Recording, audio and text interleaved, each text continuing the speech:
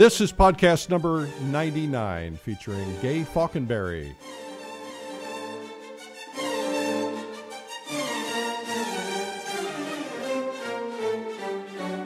This is the PleinAir podcast with Eric Rhodes, publisher and founder of PleinAir magazine. In the PleinAir podcast, we cover the world of outdoor painting. Called PleinAir, the French coined the term, which means open air or outdoors. The French pronounce it plein air. Others say plain air. No matter how you say it, there is a huge movement of artists around the world who are going outdoors to paint. And this show is about that movement. Now, here's your host, author, publisher, and painter, Eric Rhodes. Thank you, Jim Kipping. The podcast is brought to you by Easel Brush Clip. It's exactly what it sounds like. It clips onto your easel, holds your brushes. That way they're right there in front of you, easy to grab. They're not falling off on the ground. And I use mine to also clip my umbrella on sometimes. It really works and stabilizes it. Anyway, it's a pretty cool tool. Funny video you can see at easelbrushclip.com. And also by the PleinAir convention. Man, things are really heating up. We've just added a whole bunch of new faculty members. And more to come. If you were to sit and imagine kind of a dream team to teach you and a dream place to go, San Francisco, the PleinAir convention, we've got about 80 instructors on 4 different stages, watercolor stage, oil stage, a demo stage, pastel stage. I think we have a 5th exhibit hall stage as well. Anyway, painting daily after the sessions, which are on the big screens. Everybody gets to see them. It's a lot of fun. You're going to be with your tribe. Think about some of these names. Charlie Hunter, the Madman. Joe Zabukvik from Australia, one of the greatest watercolor artists of all time. Joe Paquette. Did you hear me? Joe Paquette is coming. Kathleen Dunphy is coming. Brian Blood is coming. Kim Lordier is coming. Pastel is Timothy Horn. Laurie Kersey, Shuang Li, Keiko Tanabe, another brilliant watercolor artist. Oil artist, Mark D'Alessio from Italy. This doesn't happen all the time, folks. This is huge. Joe McGurl is coming, and Joe is doing a pre-convention workshop too. And so is Joe Zabukvik. That's rare, folks. That is rare. Book now to make sure you get a seat because San Francisco is going to be the most popular location yet. And just check out the painting spots around San Francisco. It's amazing. I used to live there. I just love painting there so much. Anyway, visit pleinairconvention.com. And after the interview, I'm going to answer some art marketing questions in the Marketing Minute. But first, let's get right to our interview with Gay Faulkenberry. Well, Gay Faulkenberry, welcome to the PleinAir podcast. Thank you. I'm thrilled to be a part of it and have this opportunity. Well, we're the ones that are thrilled, and you and I got to know each other a little bit. I think it was probably about 6 years ago in Maine.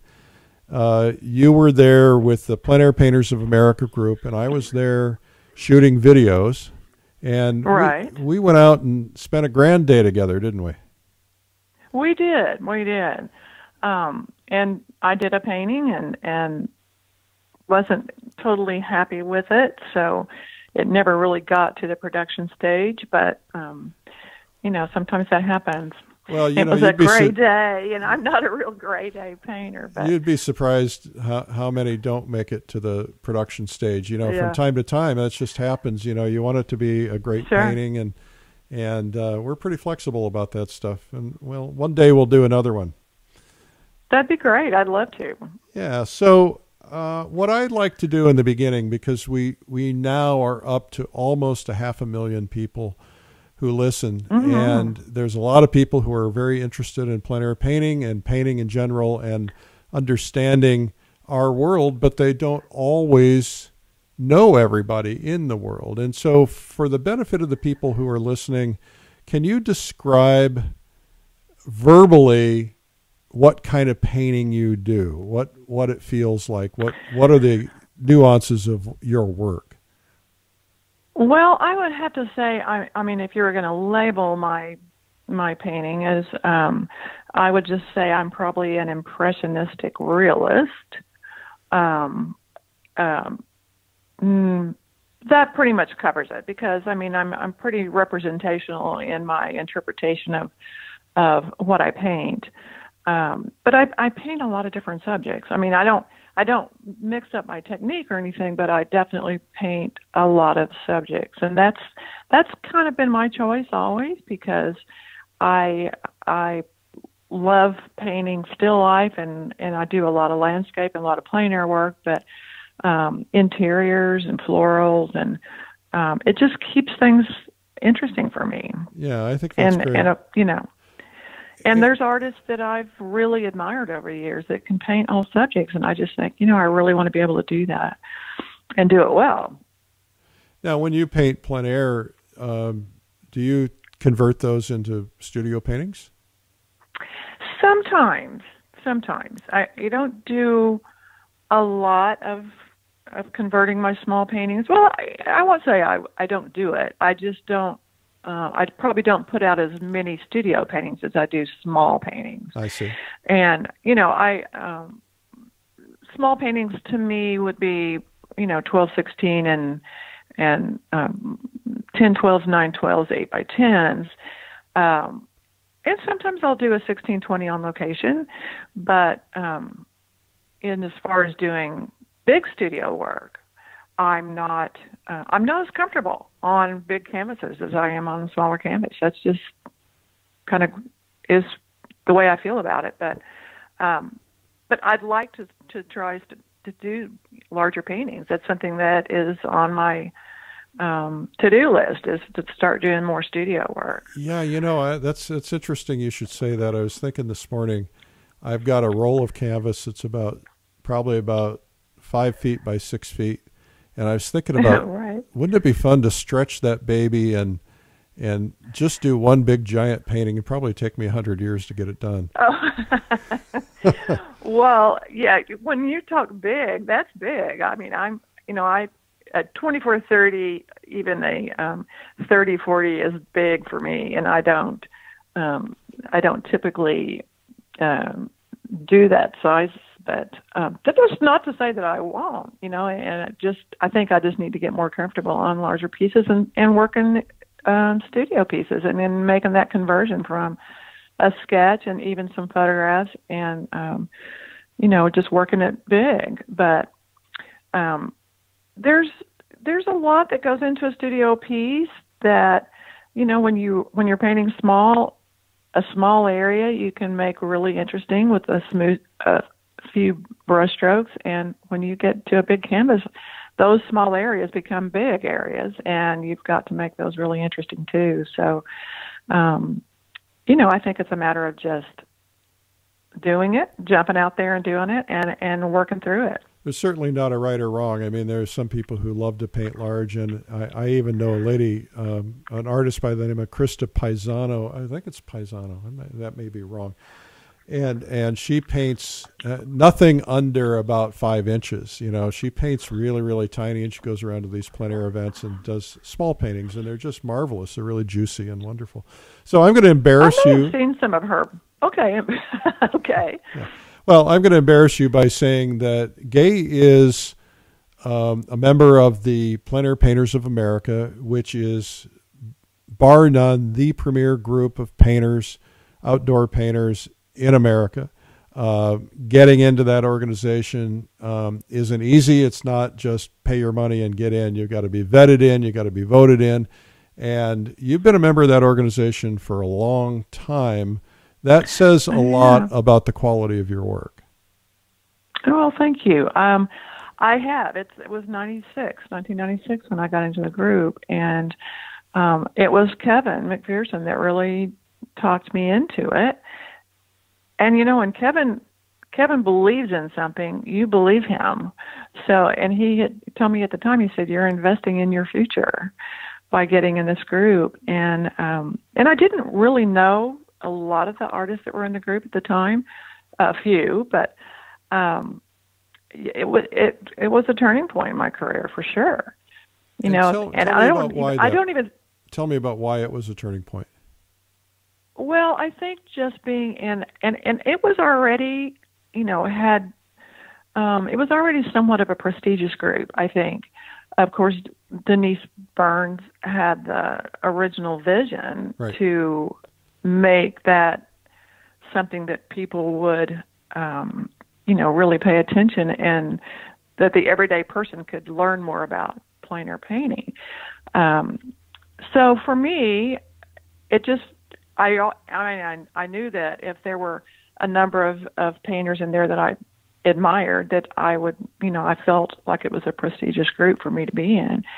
And I don't know that many of us realized that at the time that it would turn out to be as prestigious as it has become, and that we would really make a mark on plein air painting like we have. Oh, it's huge. So, it's huge, the mark you made on plein air painting, because, plein air painting, it kind of died out and there wasn't much going on. And then you guys, I say guys, you people kind of put the group together and they kept the quality high, started doing shows and really exposing plein air work. You made a mark on me, as a matter of fact, because when I first got kicked out of the house because of my wife's pregnancy and went outdoors to paint, I eventually discovered the Plein Air Painters of America, and I went to some workshop events that you had done, which were marvelous. And that ultimately inspired me to create Plein Air Magazine. As a matter of fact, I remember I was talking to, I think it was Carol Gray Wyman. We were both in Connecticut at the Old Lyme event that you guys did. And, right. and I was making my living as a magazine publisher in the radio industry, and I looked around and I saw there were probably 200, 300 people there. And I said, it was big. This is a movement. This is going to be a huge movement. It needs a magazine. And so it really was, I'm not sending commission checks, but you guys really were responsible for the Plein Air magazine happening and resulting in some of the other stuff that we do. And I was thrilled to be in your second edition. Was it? You were in the second? I was the second one, which was 2004. That's a collector's edition, and they sell for about $50 on eBay.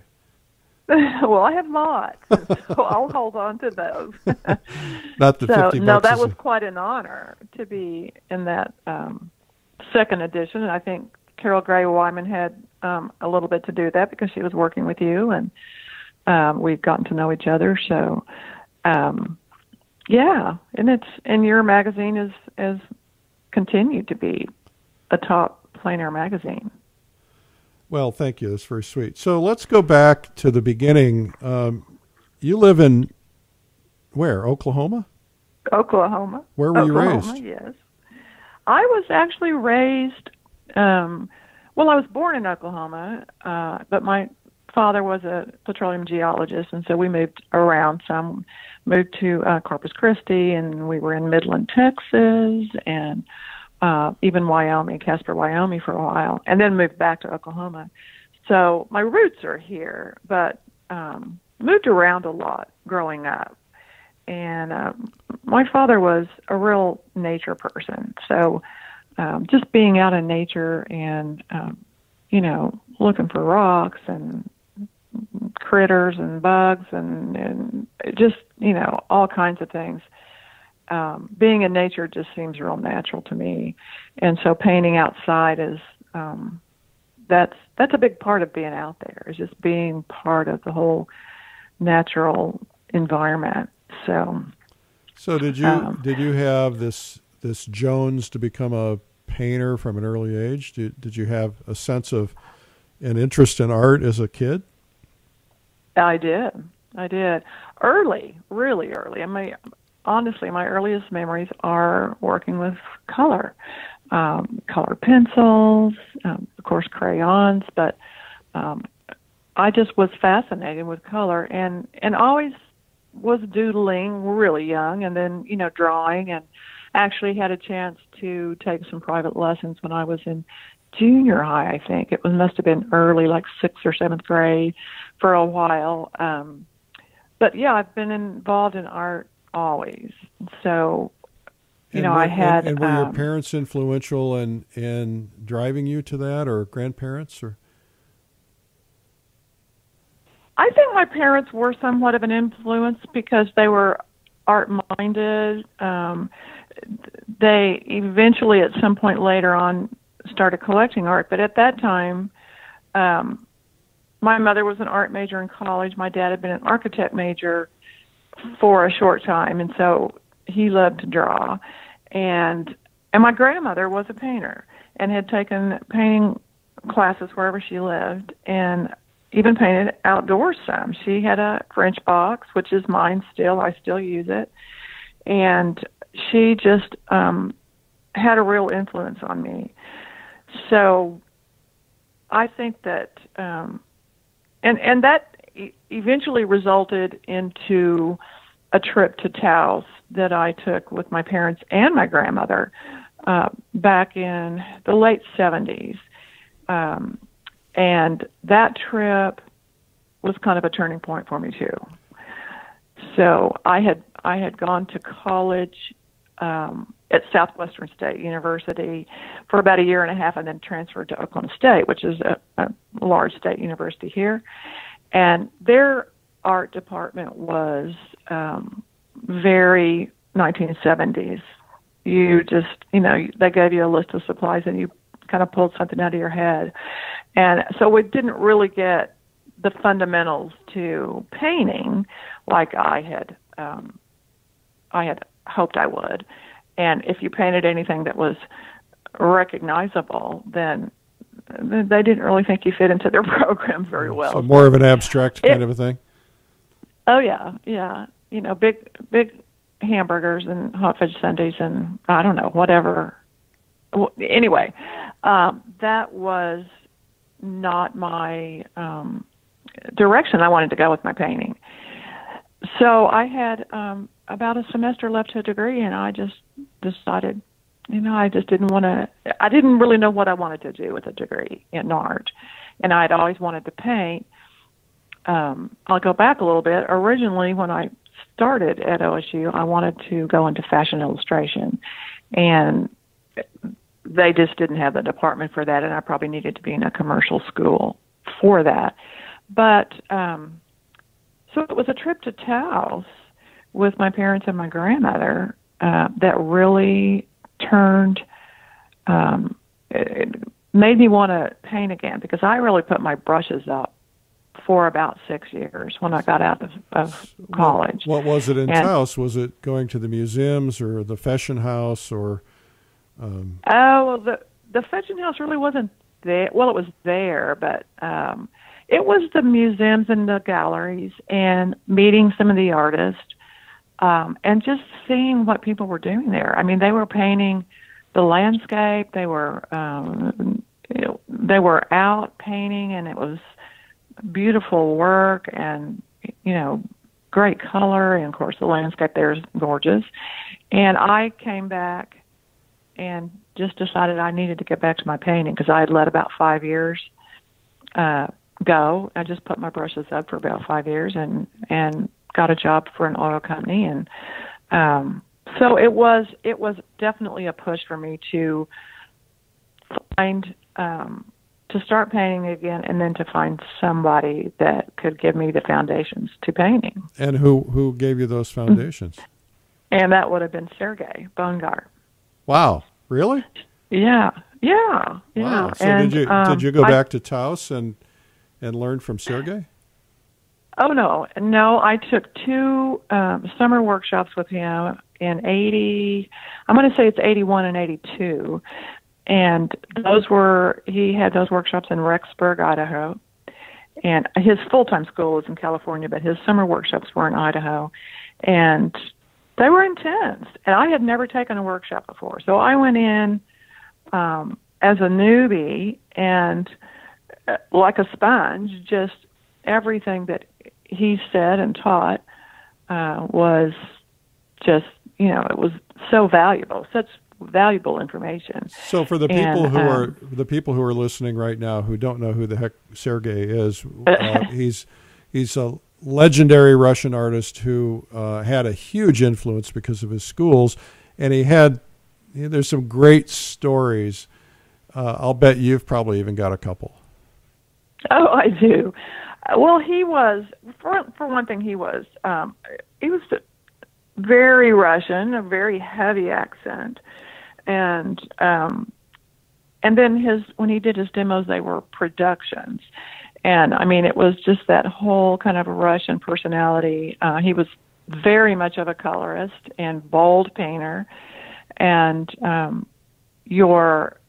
at the end of the week, everybody put 2 paintings in for critique, and it was in a big tin building with all the lights off and the spotlight on your painting. And so it was a little nerve-wracking. You just hope you could get through it without being too devastated.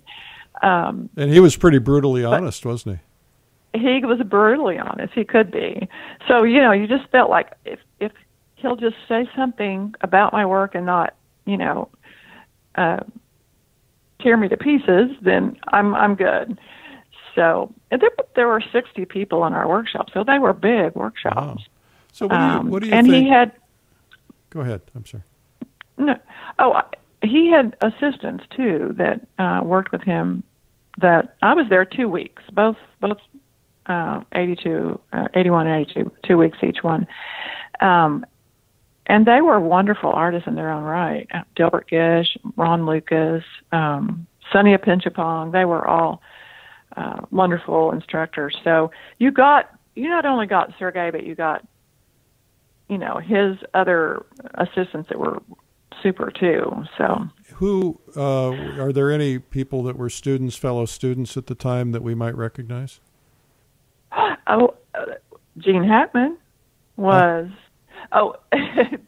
Gene Hackman was in the class both years I was there, and he was pretty quiet.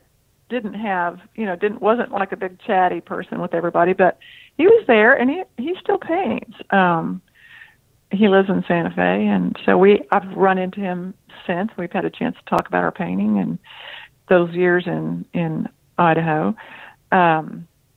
But gosh, there were lots of people that took from him. I know Linda Tippett, I think Lynn Gertenbach, several of our PleinAir painters have taken from him. Maybe Ned Jacob. I mean, not Ned Jacob, but Ned Mueller. Yeah. So could you? We got to know a lot of people. Could you articulate? I'm going to put you on the spot here. If there were like 1 or 2 essential things that you took away from this master, that you could pass on to other people, what would they be? Well, his main emphasis, and he talked about this a lot, and it really has become, I think, almost for everybody, whether they've took from him or not, but the importance of values and getting your values correct. And like he said, if your values are correct, your objects could be any color, but your values have to be right on. And of course, seeing color and then thinking value too, I know that's it's hard for a lot of people, and it was hard for me. The workshop was intense. Did he make you do value studies? No, he didn't really make us do value studies, but what we had to do, and I teach my students this, and it's critical, really. You have to be able to train your eye to compare one note to another note when you're looking at your subject. So if you just try to isolate one spot and you're not looking at everything around it, then you're probably not going to get that spot right on. So you can't just go around and try to paint each spot as you see it. You've got to compare that spot to what's behind it, what's in front of it, what's the distant mountain, how does that compare in value and in color to what's up in the foreground. So you've got to train yourself to be making those kind of comparisons constantly. And it's hard at first because it's a lot to think about. And the other thing that he really put a lot of emphasis on was color temperature, warm and cool, and how warm and cool play off each other, light and shadow. And again, those are two things that you've got to be comparing one note to another note. So there's a lot of comparing one note to another note and relationships in painting that you just have to, it almost has to become second nature to you. If you do it enough, it will. But those were critical, and we just, of course he was a colorist, and so he really felt like you needed to push color to some degree, and I was already a colorist, so I picked up on that part of it fairly easily. But painting as a beginner is tough, and I have to tell people, it's hard work. It's not something like you just do for fun, and even though it can be, but there's a lot that goes into thinking about every color spot and every mass, and is it the right value, and is it the right color temperature? And if you know what your light source is doing, and that's another thing that you've got to really think about ahead of time. Where's my light source? What is it doing to my subject? Is it a bright sunny day? Is it overcast? Is it, stormy? I mean, all of those things are going to affect your values and your color temperature. So he really pushed that. Of course, he talked about drawing and how important that was, and that goes without saying that it's paramount that you've got good drawing skills, whether you're painting just, a flat plane or a head. So you've really got to have your drawing down, and composition, having a strong composition. So, and those were fundamentals that I never got in school. So that really gave me a solid foundation to start painting. And I painted, and at his school, you painted all day outdoors. Figures outdoors, still life outdoors, landscape, and then in the evening we painted indoors, and he had models and still life set up. So you worked all day. And that is part of the agenda in the Russian schools. If you go over to the Serkov Institute or the Repin Institute, Moscow and St. Petersburg, the students all have to do a summer of plein air painting at the Institute has a place called the Academic Dasha, and they have to do figures outdoors. They have to do still life outdoors. They have to do everything outdoors. They do have studios in case it rains. And the discipline of doing that, even if you're an indoor painter, the discipline of doing that and understanding light is absolutely critical. It is. When I left his workshop, he told me, in his very Russian accent, you paint 150 life outdoors. And, I don't think I ever painted 150, but I painted a lot of outdoor still life for a long time because you're right up close and personal to your subject. And for seeing light and shadow and warm and cool, all of that's right there in front of you. And it really does help you to see all those things a little up close and personal. And I still love doing that. And I don't want to skip that over without talking about that, because I think that's really a critical point.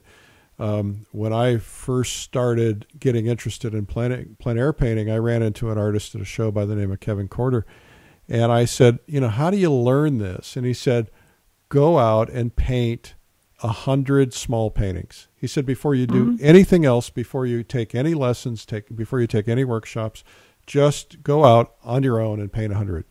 How do you feel about that? I think that's great. I think that everybody should do that. And I know that Kevin did that years ago and said that was probably one of the best things he ever did for his painting, was to paint all these small 6x8 paintings. And I just got finished the 30 and 30 September painting a day. And I signed up for that because I needed to get back on track to painting really often. And I tell my students there's nothing better than painting outdoors as much as you can, because once you pull those photographs out, unless you've painted outdoors for years, You pull a photograph out, and it is not going to give you the information that you're going to see outside. And once you've done it enough outside, you can take a photograph, and then you kind of know what adjustments to make. You know that in that black shadow, there's more color, or there's going to be light that bounces from one plane into another plane and into a shadow plane and gives you some warmth in there. So until you do that, I think it's critical. I got to tell you though, Gay, that plein air painting spoils you so much that I at least me, I cannot paint from a photograph at all. I can't, I have a big monitor in my studio and I don't use it anymore because I can't paint from a photograph. I have to paint from a study. I'll have to, my intent is to take a study and turn it into a studio painting for my gallery. And if I pull out a photograph, I just can't get inspired. I did a cowboy painting recently with a person on a horse, and I needed a reference of a person on a horse. And so I started Googling that, and I found some photos, and I tried to paint it, and I thought, this is just, I can't do this. So I went to the toy store and I bought a toy horse with a rider, and I lit it, and I put a gel on the light so it was the same color of the light, and I had to paint from that because I just couldn't use a photograph. So I don't know if maybe I just haven't done enough outdoor painting or not, but to me it's a flat experience. Short. It is, and I do every now and then pull up something that I was really excited about, and somehow I can kind of take myself back to that time and that place and do something that I'm happy with. But, I've taken photos for years and years and years, and I get home and I look at them and put them on my monitor, and I'm just like, no, it's just not like being out there. Yep. So I just think there's a freshness and a spontaneity and a truthfulness that happens outside that you're just not going to be able to duplicate, from a photograph. So tell me about the process you use in teaching your students. What do you find they need the most earliest? If you're doing a workshop or teaching, what are the things that you're really getting them focused on? Well, I teach all levels. So there'll be some people in my class that know some of this stuff or even taken from me before. But then there'll be quite a few people that are really new at it. And I think one of the things that they struggle with the most is it's not seeing the color, because they can see it and tell me what color it is, but they don't have any idea how to mix it on their palette. And seeing values and thinking these things like we talked about before, comparing one note to another note, and because that's how you're going to see the whole picture. But color mixing, I think, is critical, that they spend time in their studio just mixing color and knowing, at least knowing where to start when you have to mix a color, and having all your paints organized in one, the same way always. And a lot of people... And let me stop you there, because make sure I understand this. You mean having your colors organized on your palette? On your palette. Yeah. Tell everybody why Laid out. Tell everybody why that's important. Well, it's important because then you know where those colors are, and you can find that color, or you just kind of know where it is, and you don't have to hunt for it. And if you mix them up all the time, I've had students that will put color out anywhere on their palette, and then when they're mixing all around that color. And then when I get over to them and I say, where is your ultramarine blue? And they say, well, it's in here somewhere. You have to find it. If you've got everything in order on your palette and you keep it the same way, then that just saves you time. Well, and you know where those colors are. It's like learning to play the piano and then having somebody move the keys around. It's just not exactly. It's not practical. You're right. So what are the other? So that, I think color mixing, and that just takes a lot of practice. And I don't have them do a color chart, and like I know Richard Schmidt in his book has you do a whole color chart, and I don't do that in a workshop because I don't really have the time, but I do emphasize them going home and doing that because I think that's just going to give them a lot more knowledge on what colors you can get. I paint with a fairly limited palette now.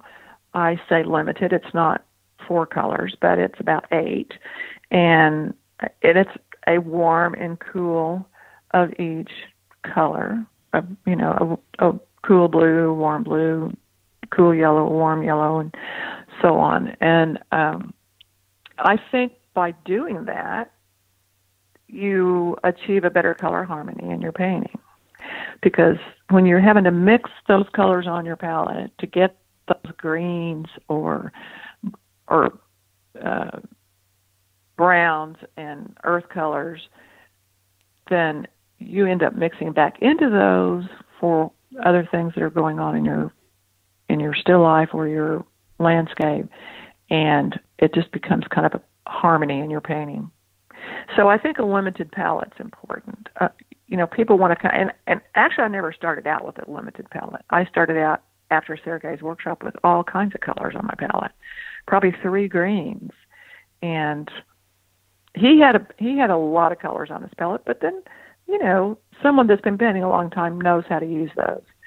And well, nothing will throw you out of harmony faster than having all that color out if you don't understand how it works, how to do it, which is warm and which is cool.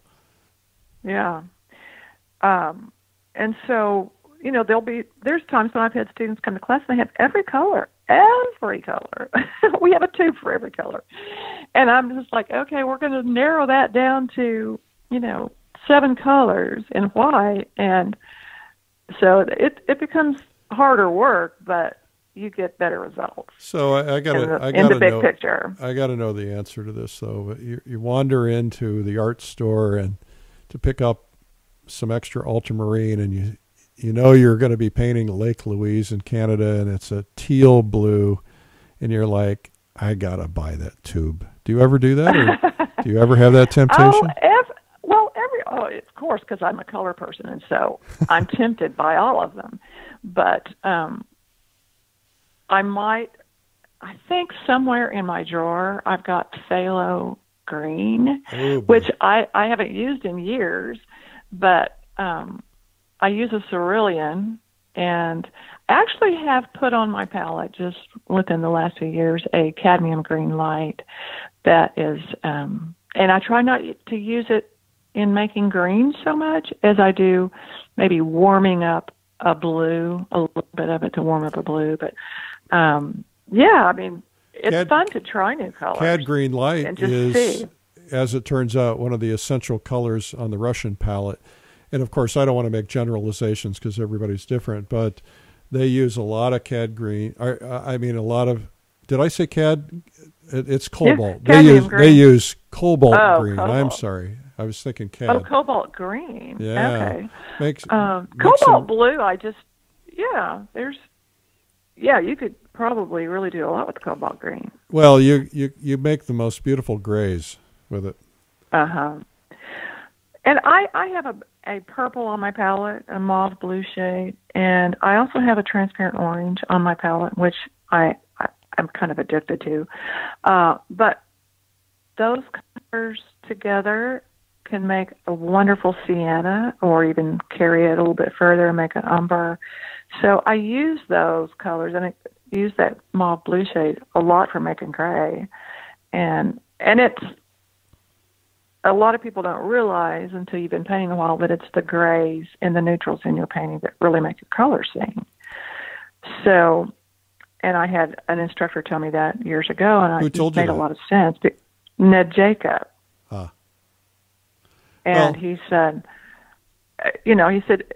once you learn to see color, then really explore making grays and looking for those in your subject. And they're there. And there's something about those neutral areas that can be peaceful and lead you into your more intense color areas. And So yeah, it's very important, and I'm totally into gray now. You take. I mean, I'm not. If you take two paintings side by side, one is made with all brilliant high chroma colors of the same subject, and one is made with grays with very little high chroma in it, just high chroma in a couple of spots. You would think that the one with all the color is going to look the most colorful, but it's the opposite. So it's a tough lesson to learn. Yeah, and it's a fine line there to how much color you want to push. And but when I got out of painting with Sergei, of course, he's so much of the colors that I painted really strong color all over my palette.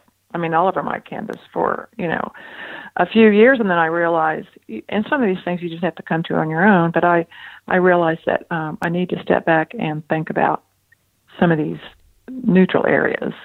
So, we go through all these changes, and you really never stop thinking about what's going to make my painting better, or how can I change that up and become a little more exciting. So it's a journey. When you head out to do a painting, do you do a sketch first? Do you just start out, paint on canvas? What's your story? Well, sometimes I'll do a little sketch first. A lot of times I get really excited and I'll just start out. The sketches are great, and Ned Jacob was another one that said we had to do 3 little thumbnail sketches before we could even start a painting, and they're essential, really, because you work out composition problems and even design problems in a sketch.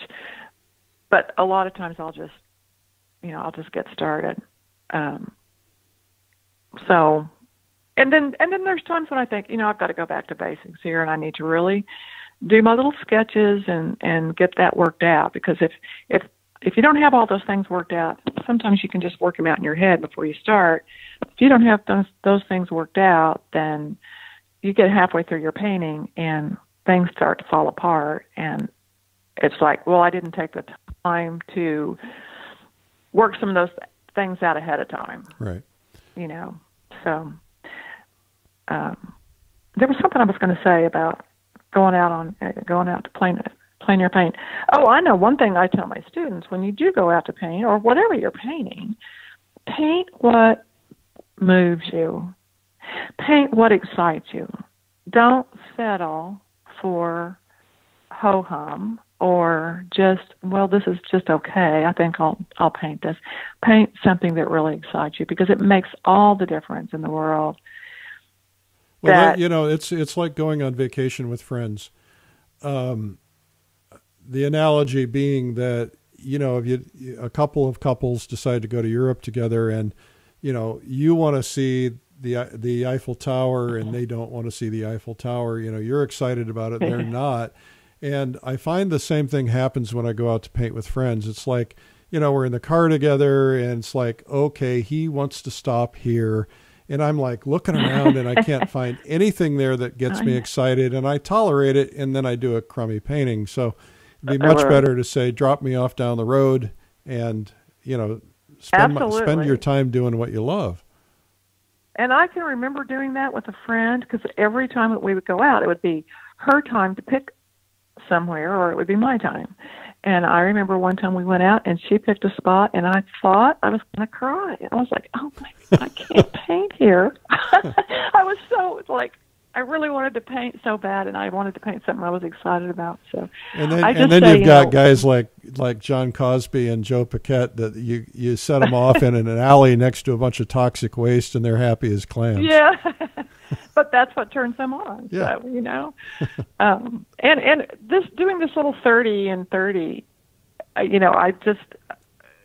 there's so many things that are so simple that can make a painting. And, live in Oklahoma, we don't have the Tetons, or, of course, California. I mean, there's so many states that have beautiful things to paint. But on the flip side of that, sometimes just the simple subjects can make a wonderful painting. Absolutely. It may just be a group of trees, or as Matt would paint a teddy bear cactus, and it's, so I think by painting these little small paintings and finding something, just like, okay, I'm just gonna paint clouds. So, and that's always a good lesson. So whether you're painting successful or it turns into a frisbee, you've learned something from it. Final thoughts? Anything else to leave everybody with? Oh gosh, just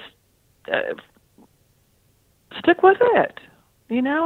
Don't give up on it. Paint what you're happy with, and don't throw away all your new ones, your first ones. I know a lot of people are like, "Oh, I'll just scrub that off." Well, no, hold on to those, because it's kind of refreshing to look back on some of your older pieces and go, I've really come a long way. So I've got several boxes full in the attic, and they probably need to burn them because I've looked at them, But anyway, it's nice to kind of go back and see how much you've improved. Paint outside as much as possible. That's got to be key. You said something about just sticking with it. I think that's the biggest hindrance to painting of all things, because people get frustrated because there's this mistaken belief. I don't know where it started, but it's like you can be a concert pianist and everybody knows you got to practice and go to Juilliard, or you can be a doctor and everybody knows you got to go to medical school and surgery school or whatever they use. And yet It's like, oh, you're an artist? Oh, you have to be a natural. You just have to have the gift. And, you have a talent. You're born with a talent. Yeah, and I mean, there are rare occasions of that, but you just got to stick with it. And I've met so many people who have loved the idea of painting and gave it up, were frustrated with it because they just didn't stick with it. And it's hard, and you have to stick with it. One of the things that I have told my students in classes, and I kind of use this analogy because I said it's like a pro golfer. They have that swing down to something that is automatic for them. It's like muscle memory. And when you look at your subject, comparing those notes has got to be like muscle memory. And even as much as you do it, and as second nature as it comes to you, you still have to practice. They still go to the putting green. They still go to the driving range.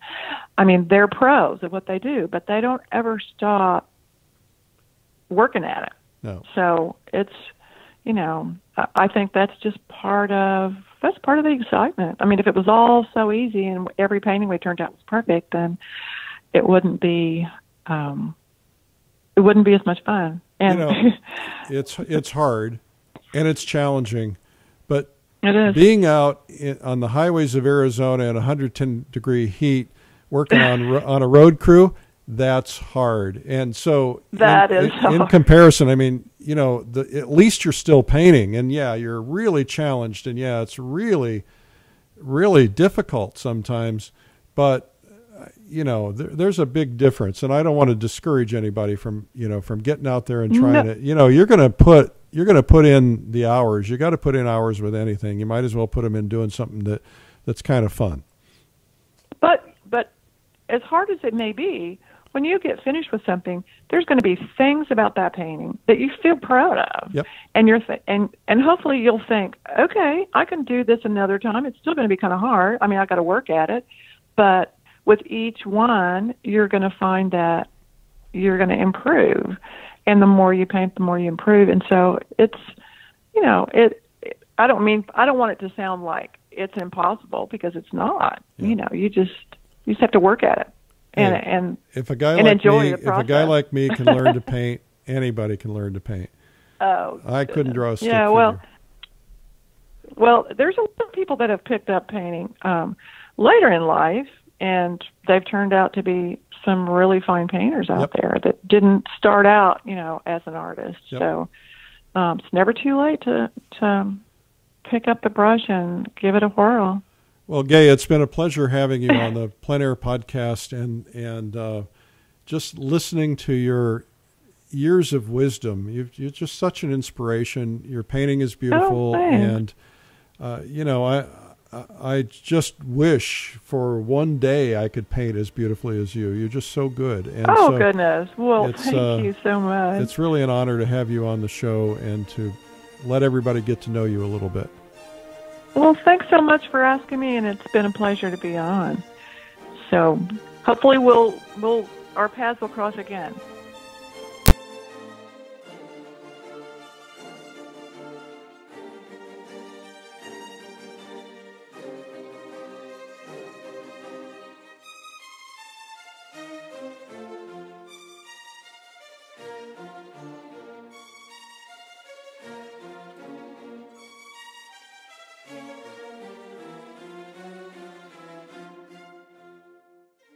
This is the Marketing Minute with Eric Rhodes, author of the #1 Amazon bestseller, Make More Money Selling Your Art, Proven Techniques to Turn Your Passion into Profit.